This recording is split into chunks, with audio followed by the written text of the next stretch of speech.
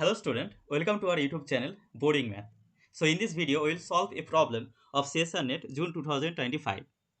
ये question part सी में पूछा गया था और ये क्वेश्चन एक्चुअली ये क्वेश्चन एक रिजल्ट है, ये स्टैंडर्ड रिजल्ट है. पहले हम क्वेश्चन को देखेंगे, उसके बाद उसका सॉल्यूशन देखते हैं. क्वेश्चन में बोला क्या गया है कि let A be an entire function which is not a polynomial. Let A equal to alpha belongs to C such that fn alpha is non-zero for all n greater equal to 0. मतलब उसका हर एक order का जो derivative है वो non zero है. उस type के पॉइंट को हम चूज करें जहां पे उसका हर एक ऑर्डर का डेरिवेटिव नॉन जीरो है. ये जो A होगा वो क्या होगा? Which of the following statements are true? A is non-empty, A is finite, A is infinite, A is uncountable. Okay, ये क्वेश्चन है.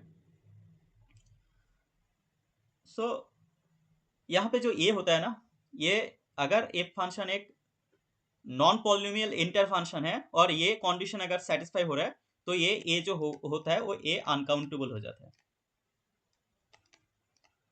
अब इसको हम प्रूव करेंगे. ओके,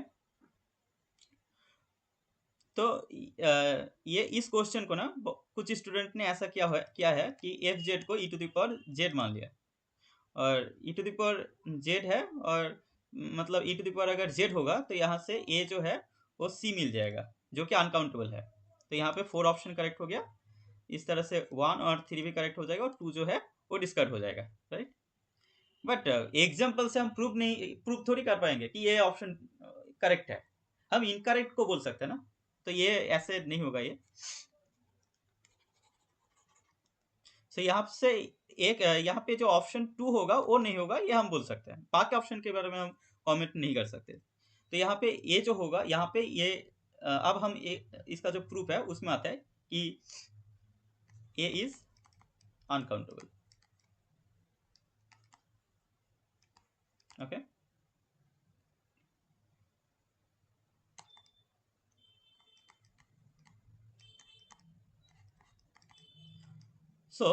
यहाँ पे ए कॉम्प्लीमेंट क्या है हमारे पास?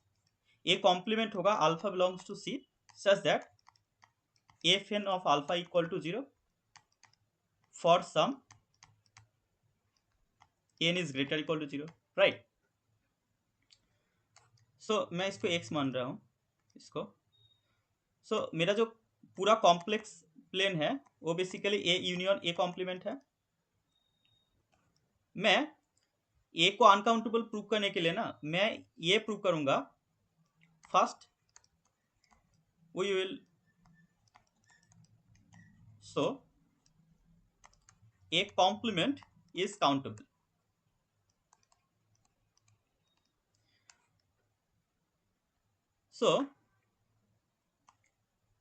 मैं जो एक्स है, okay, A complement is countable, इसको हम दिखाएंगे. मैं मान लेता हूं suppose A complement is uncountable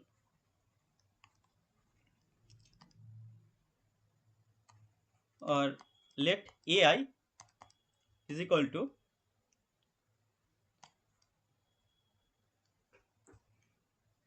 A I A M ले लेता हूं इसमें. A M equal to all those alpha belongs to C such that F M of alpha equal to 0, जहाँ पे एम जो है वो नेचुरल नंबर है. मतलब यहाँ से जो एमथ पावर जो है फंक्शन का, एमथ ऑर्डर का जो डेरिवेटिव है वो 0 होगा. तो उस टाइप के वैल्यू को, उस टाइप के कॉम्प्लेक्स नंबर को मैं ए एम में कंसिडर कर रहा हूँ. ओके, तो इस टाइप से एक सेट मैंने डिफाइन कर लिया ए एम. तो बेसिकली जो एक्स है वो यूनियन ऑफ ए एम होगा. ओके, क्योंकि हमारा जो एक्स है वो बेसिकली ये सेट है.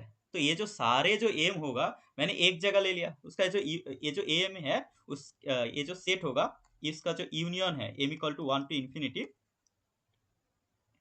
M equal to 0 to infinity, तो इस सेट में सारे एलिमेंट आ जाएगा. ओके, नाउ हमने ये मान लिया था कि ए कॉम्प्लीमेंट जो है suppose A complement is uncountable. A complement uncountable, इसका मतलब ये अनकाउंटेबल है। Okay,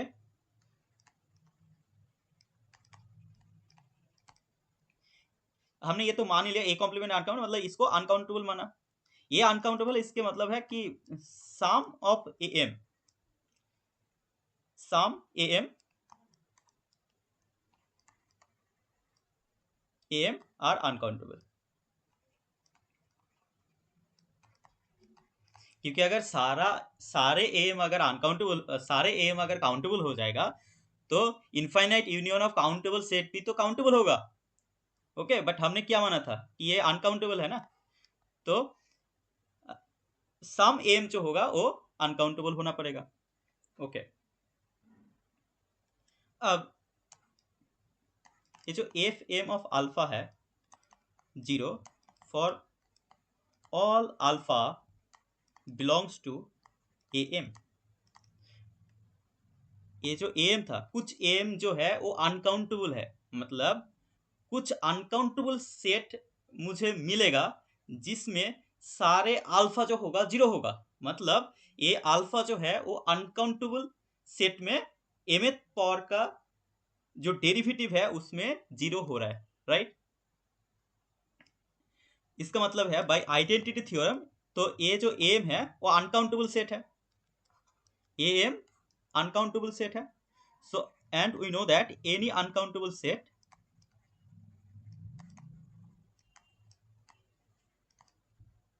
has limit point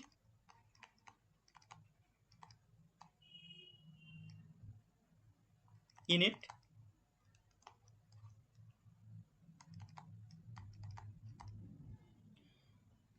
so इसका मतलब है बाय आइडेंटिटी थ्योरम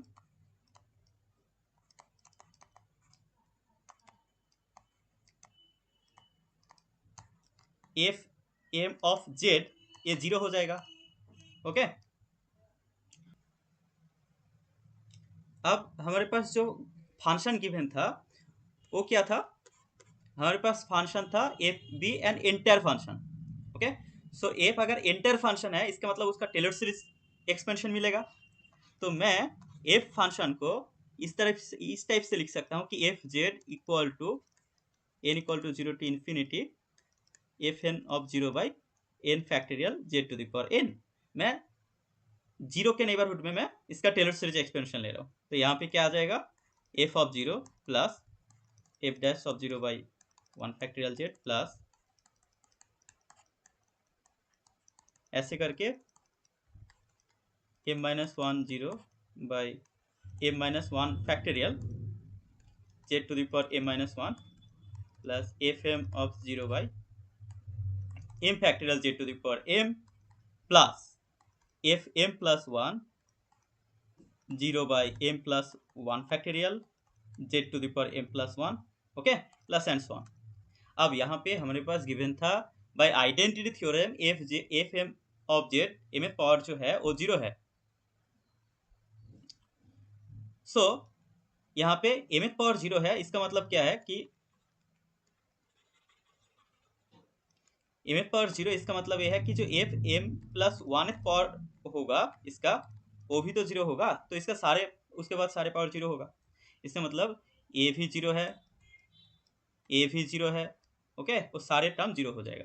तो यहाँ पे एफ जेड मेरे पास आ जाएगा F of 0 plus F dash of 0 by 1 factorial Z plus F double dash 0